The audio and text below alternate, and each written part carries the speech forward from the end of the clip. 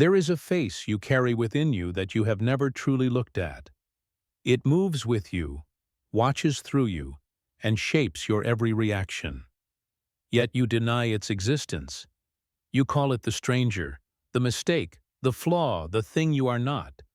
But it is you, the you that you have banished into the dark. Carl Jung called it the shadow, the sum of everything within us that we have rejected, denied, or refused to acknowledge. It is the part of the psyche that holds all we consider unacceptable: our anger, envy, selfishness, fear, and shame, yet also our deepest creativity, intuition, and vitality. The shadow is not evil, it is human. It is life that has been pushed underground. Every time you say, "I would never do that," the shadow smiles. Every time you condemn another person for what you see as weakness or sin, it stirs quietly, for it knows that what repels you most in others is what you refuse to meet in yourself.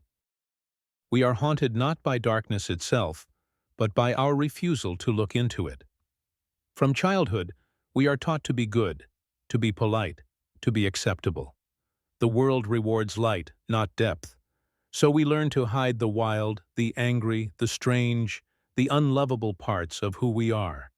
We bury them in silence, in distraction, in roles that others applaud. Over time, we forget that we are hiding anything at all. The persona, the mask we show the world, grows strong. The shadow, the truth we conceal, grows stronger. But nothing buried stays buried forever. What we repress returns, disguised. It appears in the people we judge, in the emotions we cannot control, in the patterns we repeat without knowing why. The shadow leaks through the cracks of our perfection, whispering, "Remember me." Jung said that the shadow is 90% pure gold.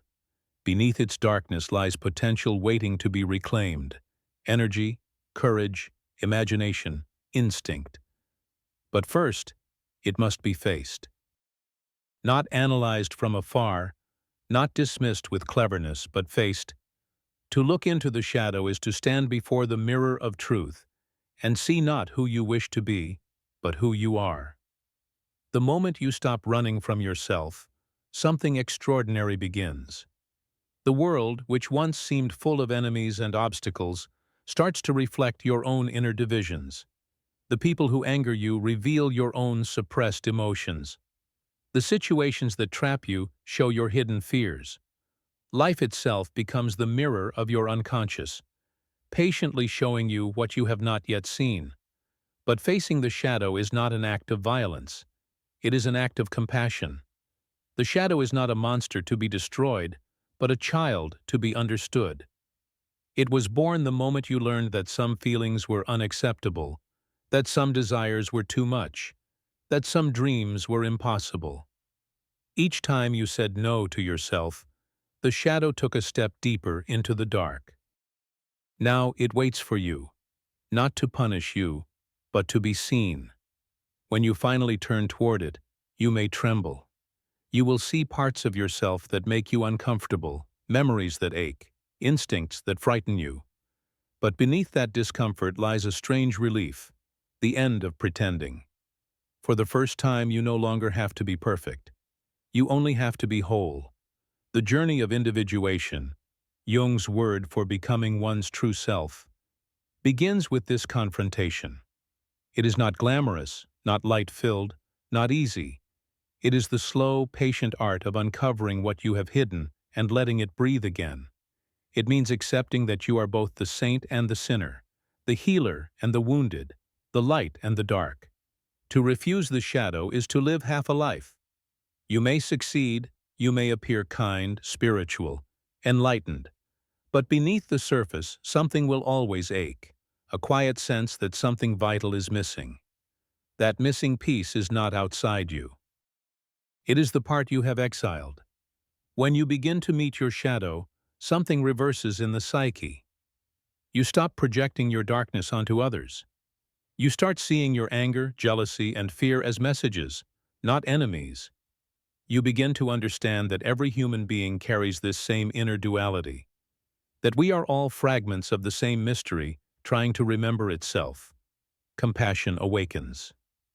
The face you refuse to see becomes the one that finally looks back at you with love. It is older than your persona, wiser than your opinions, and more honest than your self-image. It holds your pain and your beauty in the same hands. It whispers, "You were never broken, only divided." To meet your shadow is to meet yourself without the armor. It is to stand naked before the truth and say, "Yes, this too is me."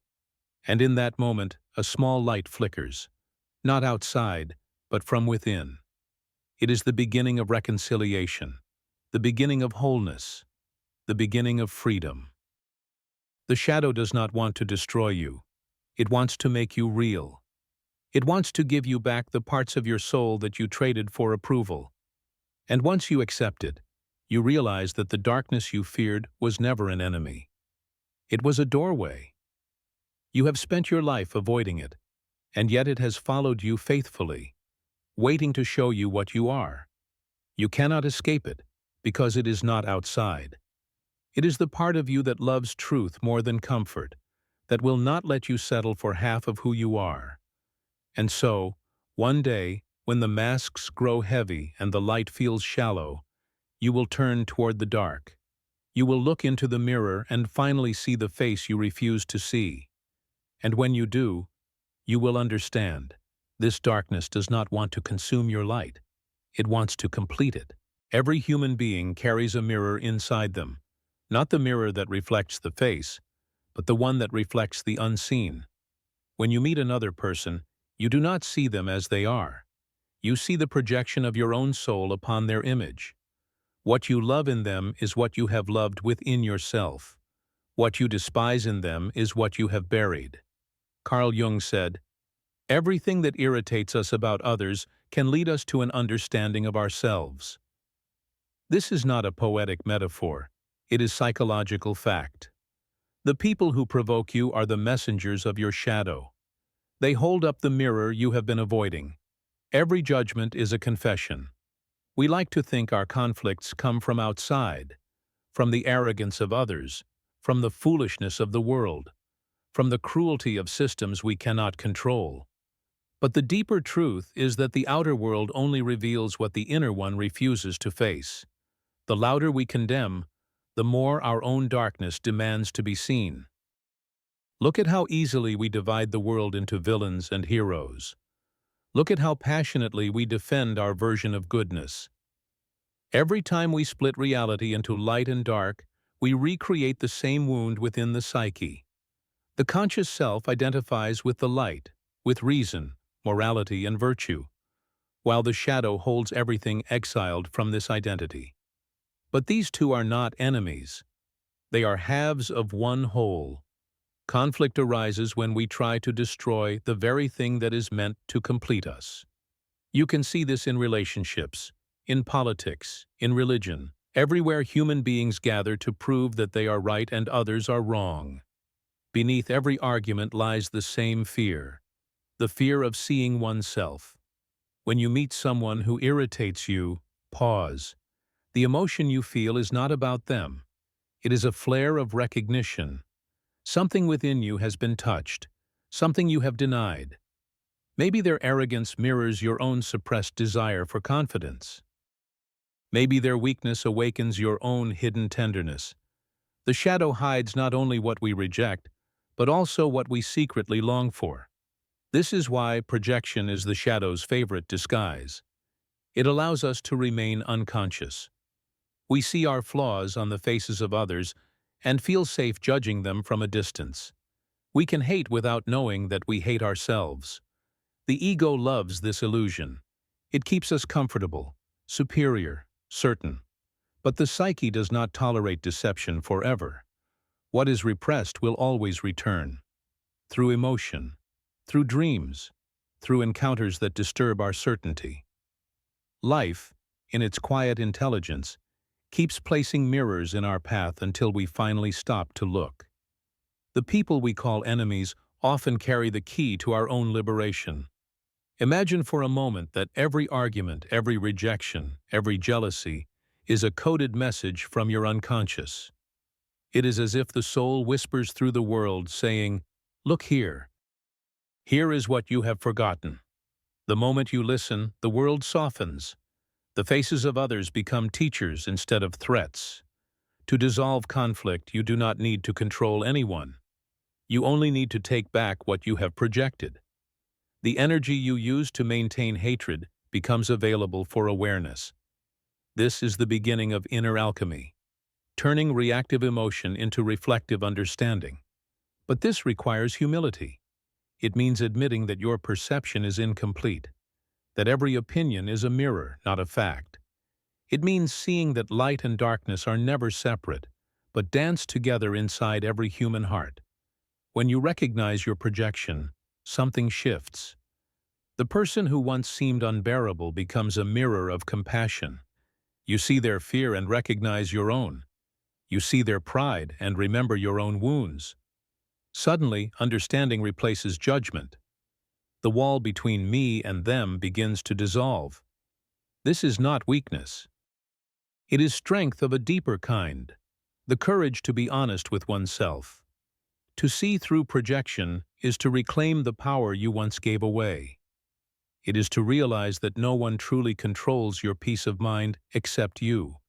And yet the shadow does not vanish once seen. It remains watching, waiting, reminding you that wholeness is a process, not a destination. Each day presents another mirror, another chance to meet yourself again. The more you resist, the harsher the reflection. The more you accept, the gentler it becomes. The mirror of conflict is not a punishment. It is a sacred instrument of self-knowledge.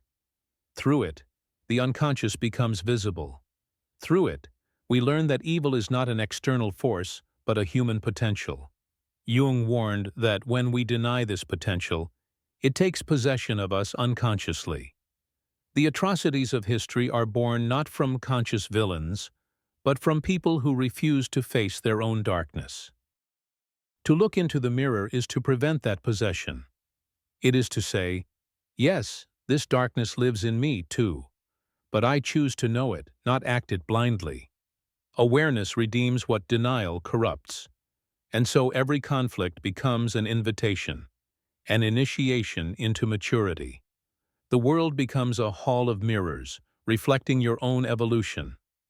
Every time you forgive, you integrate a piece of yourself. Every time you understand, you heal the split between light and dark.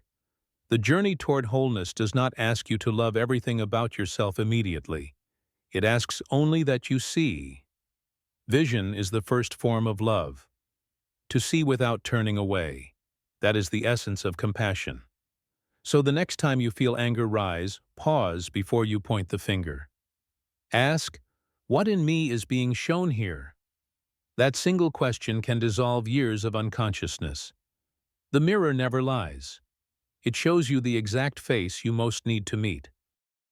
And if you are brave enough to look, you will find that beneath the reflection of conflict lies a simple truth. The world is not against you. It is you showing you to yourself. There comes a moment in every inner journey when the light no longer comforts you, when the words you once used to explain your pain no longer soothe it, when meditation, belief, and reason all fall silent, and what remains is only the quiet weight of yourself. That is the beginning of descent. Carl Jung called it the night sea journey, the ancient myth of the soul descending into the depths of the unconscious. It is not a punishment, but a passage. To meet the shadow is not to be consumed by darkness, but to learn to walk within it without losing the thread of light. At first, the descent feels like collapse. The world becomes smaller, colder, distant. Everything you thought you were begins to crumble. The masks you built for safety no longer fit. The opinions you clung to lose their power. You begin to sense that something larger, older, deeper than the ego is stirring beneath the surface. This is the threshold between personality and soul. It is the moment where consciousness stops pretending to control everything and begins to listen. In dreams, the descent appears as an ocean, a cave, a dark forest, or a spiral staircase leading downward. These are not symbols of death but of initiation. The psyche does not punish, it reveals. It shows what has been forgotten, what has been silenced, what still longs to live. Jung wrote, "One does not become enlightened by imagining figures of light, but by making the darkness conscious." To bring light into darkness means to stop running. It means to feel what you have avoided feeling for years.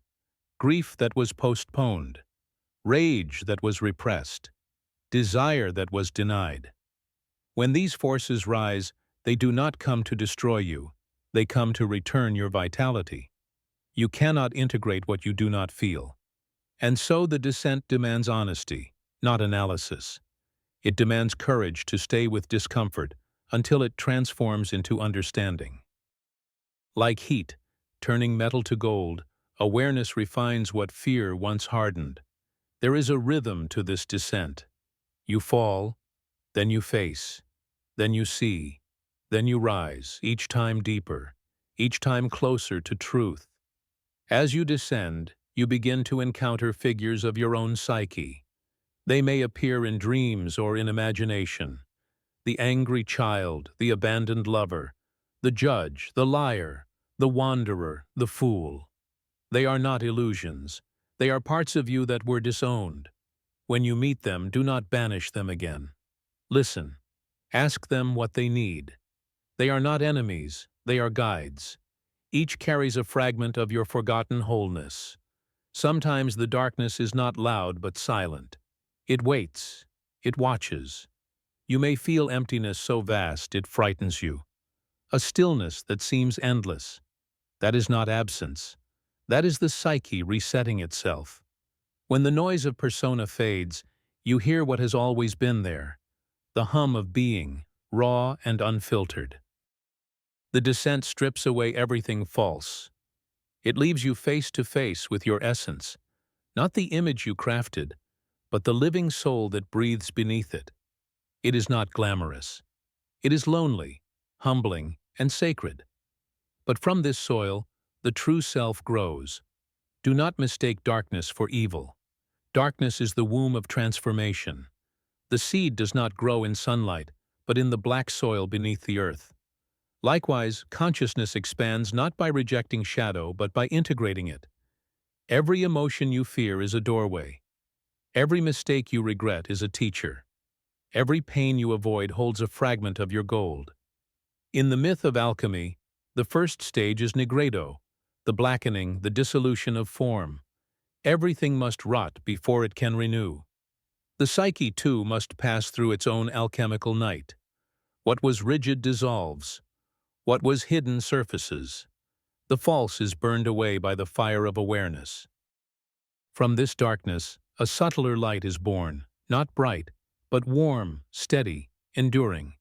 During descent, you may lose interest in things that once defined you. Ambition fades. Certainty dissolves. The world feels distant because your perception is shifting from outer approval to inner authenticity. You are no longer seeking validation. You are seeking truth. And truth is rarely comfortable. It asks you to let go of the stories that keep you safe.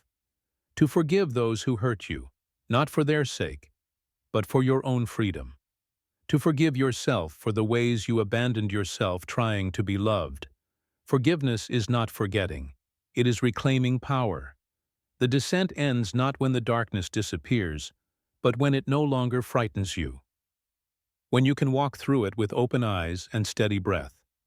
When you realize that the light was never outside. It was hidden inside the dark all along. From that place you rise differently. Not as the old self wearing a new mask, but as someone who has seen what cannot be unseen. The vastness, the tenderness, the terrifying beauty of your own humanity. You return to the surface quietly. You speak less, but with more meaning. You act slower, but with more intention. You carry darkness gently now, as if it were an old friend. Because it is. Every descent changes the traveler. Those who go willingly into their own depths become whole. Those who resist remain trapped on the surface of themselves, mistaking light for life. But you have descended. You have met your pain. You have walked through the inner night. And now, as you emerge, you realize something extraordinary. You are not the person who went in. You are the one who came back with your shadow in your hands. And in that shadow, you found the light. When you emerge from the depths, the world does not look the same. Colors seem sharper, sounds more alive, silence more meaningful. Yet nothing outside has changed. It is your perception that has been reborn. You have crossed through the underworld of your own psyche and returned carrying something luminous: awareness. Carl Jung said that the goal of life is not perfection, but wholeness. Wholeness is not a state of endless light. It is the capacity to hold both light and darkness without losing balance. To integrate the shadow is to stop dividing yourself. It is to realize that the parts you once feared were never your enemies. They were your unlived life, waiting to return. In the beginning, the mind tries to understand integration like a theory. But integration is not a thought. It is a lived truth, something that happens quietly, moment by moment. It begins the first time you notice anger without acting it out. The first time you feel jealousy and do not judge yourself. The first time you admit fear and still move forward. Every conscious act of acknowledgement dissolves a fragment of the shadow's power. The darkness does not disappear. It becomes light in disguise. The same energy that once created chaos becomes the source of creativity. What once sabotaged you now deepens your compassion. The shadow's raw energy, when made conscious, turns into fuel for authenticity. The process is slow, patient, and deeply human. There are days when you will feel old wounds reappear, memories surface, or emotions surge without reason. These are not regressions. They are reminders. The psyche does not move in a straight line. It moves in spirals. Every return to pain is another chance to meet it with more awareness than before. Integration means living with contradiction. You can be strong and afraid, kind and angry, peaceful and restless, all at once. To be whole is to let opposites coexist without tearing yourself apart.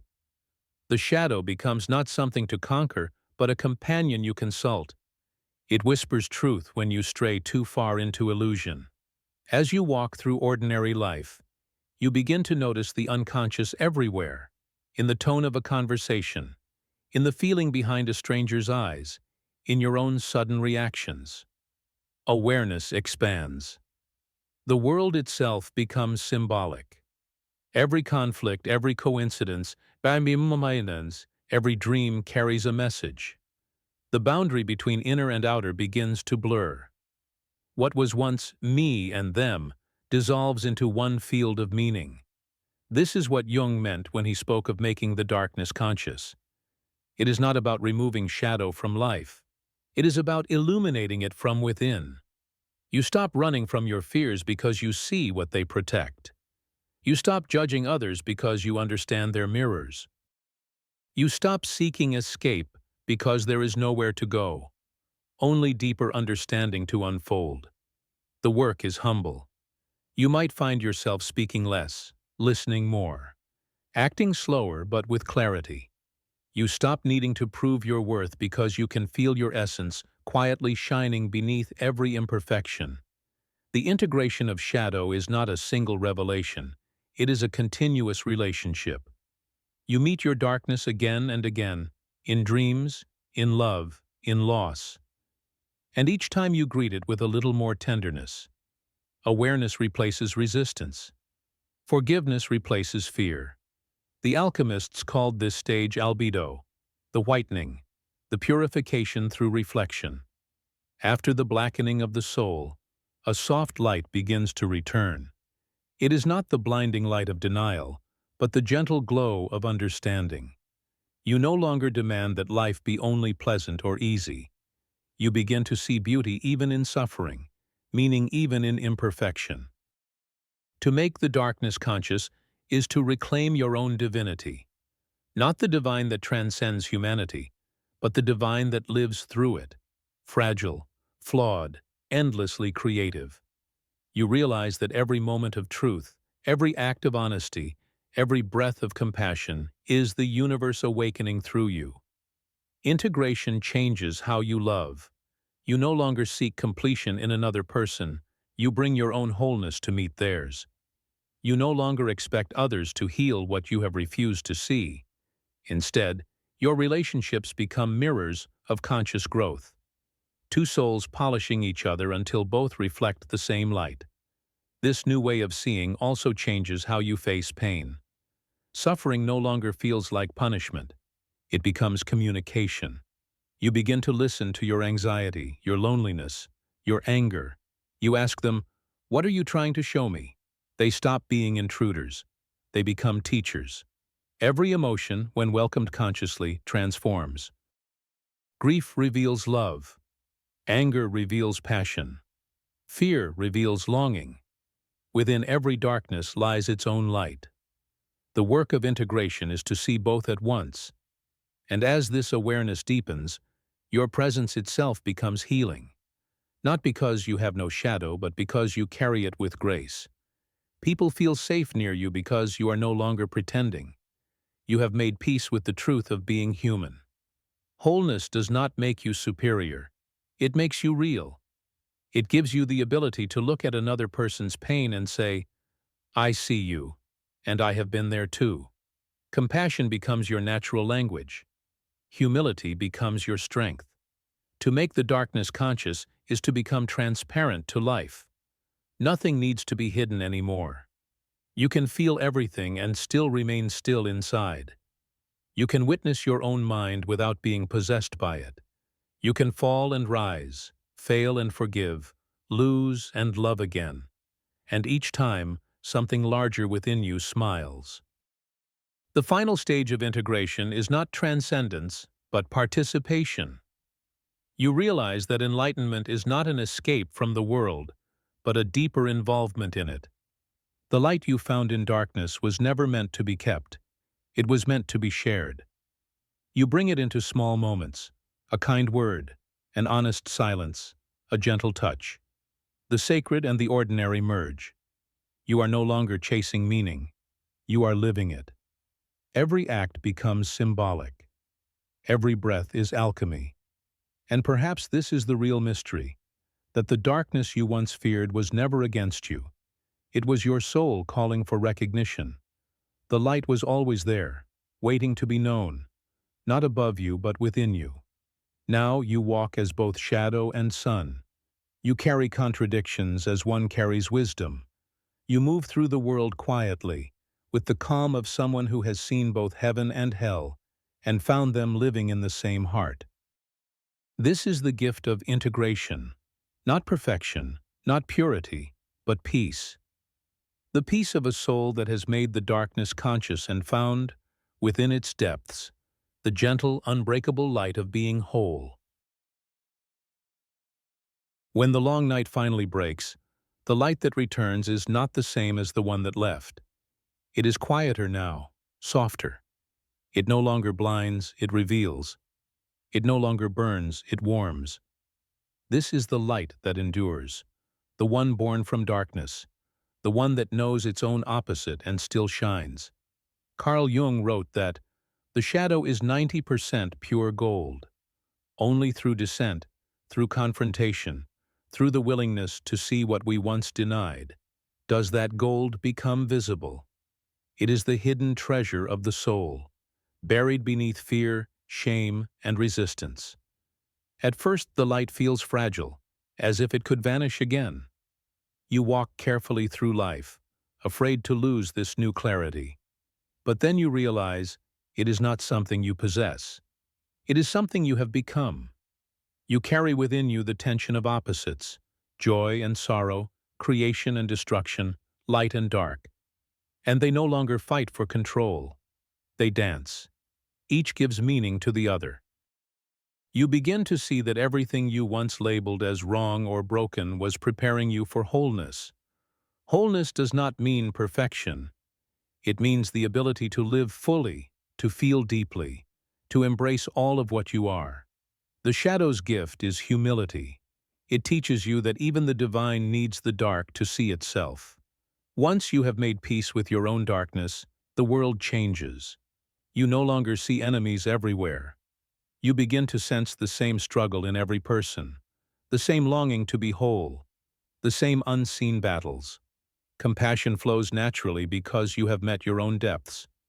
Judgment fades because you understand how fragile the human heart can be. You stop trying to be pure and start trying to be real. You no longer seek to shine above others, but to share your light quietly in places where it is most needed. The gift of the shadow is not only insight, but empathy. You become capable of holding pain, your own and others, without needing to escape it. You can sit beside sorrow and still see beauty. You can stand in conflict and still feel love. You can walk through endings and still trust in beginnings. This new light is not dramatic. It does not announce itself. It moves through gestures, through presence, through small acts of understanding. You speak less, but your words carry weight. You do less, but every act has meaning. You become, in Jung's terms, an individual, a complete being, aware that your task is not to save the world, but to bring consciousness into it. To live with your shadow integrated is to live transparently. You no longer hide behind masks or roles. You can be soft without being weak, strong without being hard, aware without being detached. The soul and the self move together now, one current flowing through both. Life continues to challenge you, but the difference is that you no longer resist it. You meet each event, loss, love, doubt, joy, as part of a greater unfolding. You begin to notice patterns of meaning weaving through coincidence and circumstance. The outer world starts to mirror your inner clarity. This is the essence of synchronicity. When your consciousness and the world align, what was once random now feels alive with purpose. The world speaks in symbols again, just as dreams do. Every experience becomes an opportunity to see yourself reflected in the fabric of life. And slowly you understand that the shadow was never against you. It was your most loyal teacher. It stayed behind, guarding what you were not ready to see, waiting patiently for the day you would turn inward, with enough courage to face it. When you finally did, it did not destroy you. It transformed you. The integration of the shadow brings a gentler kind of strength, one that does not seek power but carries peace. You become a light that does not compete with the dark, but completes it. There is a freedom in that realization. You are no longer at war with yourself. The endless inner conflict quiets. The self becomes a vessel for something larger, a consciousness that is both deeply human and quietly divine. You begin to see that every descent, every heartbreak, every dark night of the soul was necessary, not punishment, but passage. You needed to lose yourself to find what cannot be lost. That is the paradox of the shadow's gift. What feels like destruction is actually revelation. The old self dissolves so the true one can emerge. Now, when you walk through darkness, you do not fear it. You recognize its language. You know its rhythm. You trust that even here, the light continues, invisible, steady, alive. The light that endures does not come from escaping darkness, but from loving it. It is the radiance of acceptance, the warmth of understanding, the quiet of wholeness. And this perhaps is what Jung meant by individuation, not perfection or enlightenment, but participation in the mystery of being human. The willingness to live both shadow and light with open eyes and an open heart. Because when you stop rejecting any part of yourself, you stop rejecting life. And when you stop rejecting life, it begins to unfold through you effortlessly, like a river remembering its source. In this state, you no longer need to search for meaning. You become meaning itself. Your life becomes a symbol, every breath a dialogue between the seen and the unseen, every act an offering to the great mystery that lives through you. This is the gift of the shadow. It makes you real. It makes you whole. It makes you human. And in that humanity, you touch something eternal. You are both the light and the darkness, both the question and the answer, both the wound and the healing. And in that union, you find the quiet truth that has always waited for you. You were never broken, only unfinished. Now the light you carry is not one that seeks to be seen. It simply shines. Patient, unwavering, alive, like a lantern in the soul of the world. If this journey has spoken to something within you, the part that seeks meaning in the unseen and light in the dark, you are already part of this unfolding. Subscribe to Mind Alchemy to continue exploring the hidden depths of Jungian psychology, symbolism, and the art of inner transformation. Every story here is a mirror. Every shadow holds gold. And somewhere in the space between light and dark, you'll find yourself again.